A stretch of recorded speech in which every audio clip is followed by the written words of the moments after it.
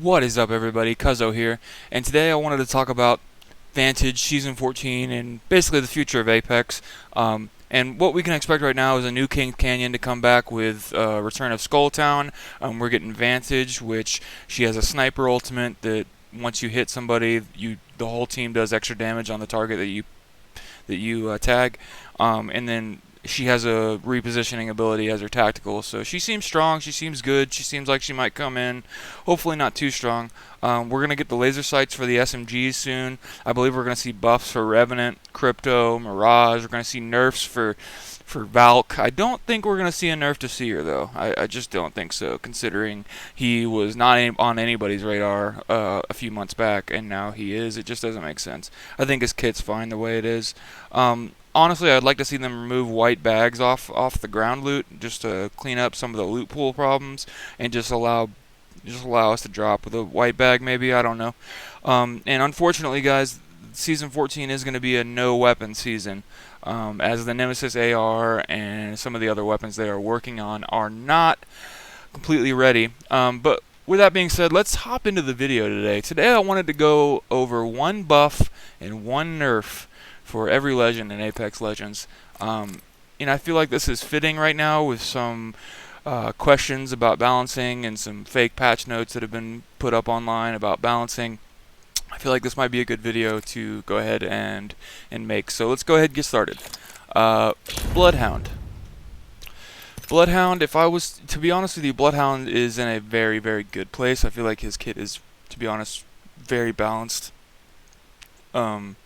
I really don't know if I would do anything to Bloodhound, to be honest with you. I really think he's in a good place and at this moment doesn't need to be buffed. But if I had to give him one buff, I would make maybe his ultimate scan every 3 seconds instead of 4. Maybe. I'm not sure, though. Like I said, I think he's in a good place. With that being said, let's move on to Gibraltar. Gibraltar right now actually is, I think he has like a 99% pick rate in professional Apex, considering his bubble is super clutch, and the arm shield is amazing, and the ultimate's amazing. Everything about Gibraltar is pretty much S tier. He's a good, solid legend. What I would do to make him maybe be a little bit more fun to play, and not so OP, in my opinion, I think either Newcastle should have an indestructible tactical like Gibraltar, or you should just give Gibraltar health points on his bubble also. I really just don't. I don't know why Gibraltar's bubble is indestructible. I mean, I feel like if they were to drop Gibraltar, ship Gibraltar right now, that bubble wouldn't be indestructible if he was a newer legend. I just don't see it. I honestly think maybe they could add some movement to him to maybe make him a little bit more fun. I don't know.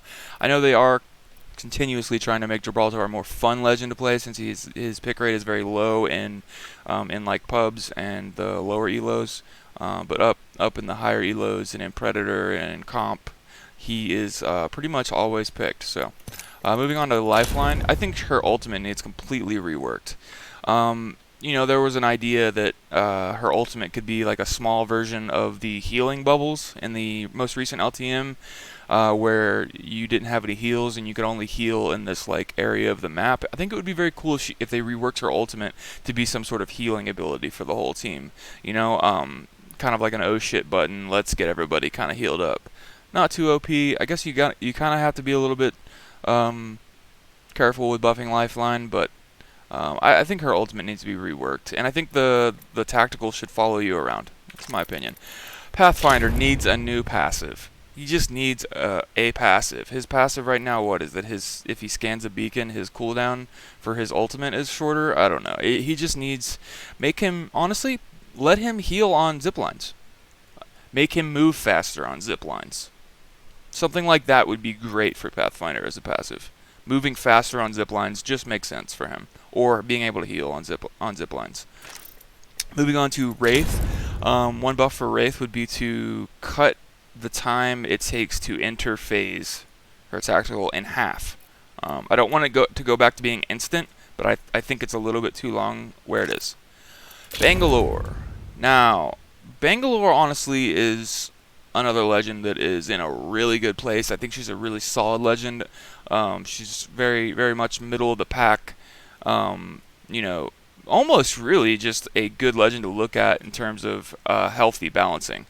You know, there are a lot of scans in the game, but her smoke can still be very, very much utilized in the current meta, and her ultimate is very strong. So Bangalore, honestly, I don't, I just don't see her getting a buff or nerf. I just don't think it's gonna happen. I think she's in a very good place. So I'm actually not gonna say anything about Bangalore. So we're gonna keep moving on. Caustic. Caustic is in a pretty good place too. I know he's been through a lot of changes over the years. I think he's in a solid place right now. I think he does. His kit does what it says it's gonna do, and it's not a super oppressive kit. It can be if they decide to play in the gas, but you know, there's counters to Caustic. There's ways to play around Caustic, but I honestly don't think he needs nerfed or buffed right now. We're gonna keep moving. Mirage. Now, see, here's my 2 ideas for Mirage. Now, here's my idea for a buff. If Mirage sent out a decoy, right, and then you send out another decoy after, I think it would be really cool if we saw the previous decoy send out a decoy, if that makes sense.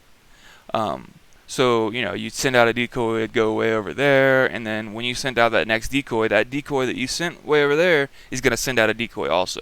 That's a good idea, I think. Or allow Mirage to switch between his decoys and himself, like one time maybe. You know, send your decoy out, and then let's say you want to push that way. Well, just switch POVs to the decoy, one time only maybe. Decent idea, I don't know. Mirage definitely needs to be changed up in the Seer ult. I think he'd be a good counter to Seer in his ultimate. If we could get the Seer to scan all the Mirage decoys, I believe that's coming soon. So stay tuned for that. Moving on to Octane. Octane right now is one of those other legends that I just don't feel like needs to be touched right now in this current state of balancing. He's in a very good place, very fun place. Yeah, great legend. Watson. See, Watson, I feel like her cell regen, like her armor regen, I feel like could be upticked, maybe just a little. I think it's a little bit too slow right now. Her traps can be a little bit wonky, and I really hope they maybe look at how easy it is to set down the traps, because sometimes it's just like, what the hell, I feel like I should place it here, and it's not letting me. So, other than that, I think Watson is a niche character. I think she's very strong. She's a very strong character. She's not picked that much, but if you can master Watson, her skill gap is very high, and Watson is honestly one of the S tier legends in the game if played correctly. Moving on to Crypto. Crypto is a criminally underrated legend. He just is. I'm a Crypto main. His ultimate is quite arguably maybe the most powerful ultimate in the game, doing 50 damage to any target inside of it. That takes a purple shield to white shield. That's taking the whole team to white shields if successful EMP is pulled off. Crypto's drone also gives you a ton of information, and you are essentially a beacon king, hitting all the recon beacons, survey beacons, and then just heading into zone. He's a very good hard zone legend. I think Crypto could use a passive, because his passive is pretty much non-existent. His passive is basically that his team gets to see what his drone sees. I think Crypto could benefit from a passive. Maybe not something too crutch. Maybe not something too crazy. It'd be cool if it was, you know, revolved around his kit. I don't know how to give Crypto a passive. Leave some comments down below. In my opinion, I think he should be unscannable while in his drone. Kind of like a Cold-Blooded, but while he's inside of his drone. That's just an idea. Revenant, man, I just really wish I could rework his entire ultimate. I think his ultimate should just be just for himself, maybe, and maybe you just go back to where you initiated it.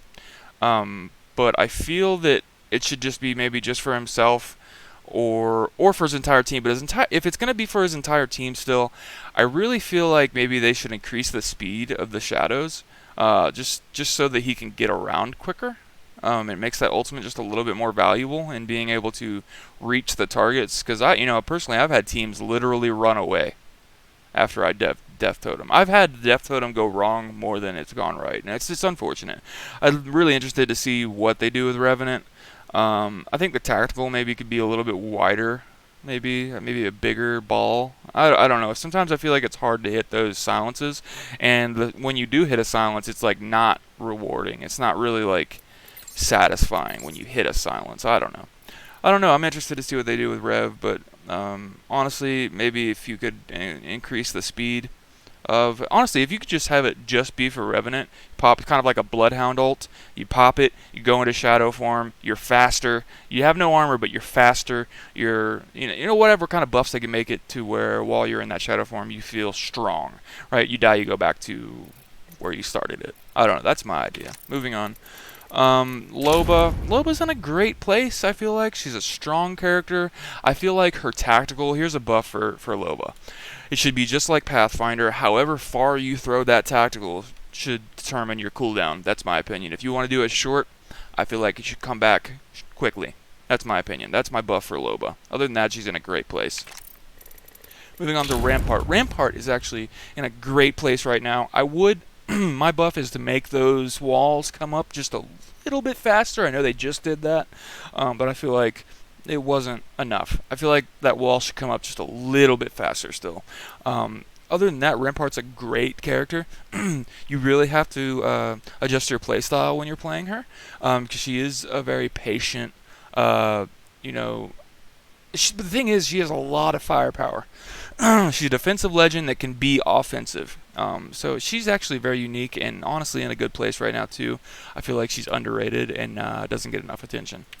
Moving on to Horizon. Horizon is in an awesome spot too right now, to be honest. We saw a lot of pros playing her last split.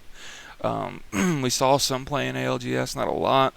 But Horizon, honestly, I feel like is another legend that just doesn't need to be touched. She's in a great place. There's no reason to touch this legend. Fuse. Now, this one. This legend is actually beginning to get some play, and he's actually pretty damn good in the right hands. I think it's very important here that if you're going to play Fuse, you need to be trying to constantly make your enemies move out of cover with those knuckle clusters. In my opinion, I think his ultimate should maybe be a little bit bigger. Bigger circle. That's my buff for Fuse. And I think it would be better. Moving on to Valkyrie. Valkyrie needs nerfed. Valkyrie's cooldown for her ultimate should be the longest ultimate cooldown in the game. If you're going to have a mobile jump tower, so to speak, your ultimate should be the longest in the game. I'm sorry. Her passive, other than that, I really think Valk's actually pretty solid. Others would say maybe she needs nerfed in other areas. Maybe the recon or the scanning should go away. Probably. Other than that, she's a great legend. Her cooldown for her ultimate needs to be the longest in the game. Seer right now is another legend that I think should not get touched. A lot of people are calling for nerfs to Seer. He doesn't need a nerf. He wasn't on anybody's radar a while back. They nerfed him after they dropped him. He's a solid legend, a solid A tier legend. Seer is great, guys.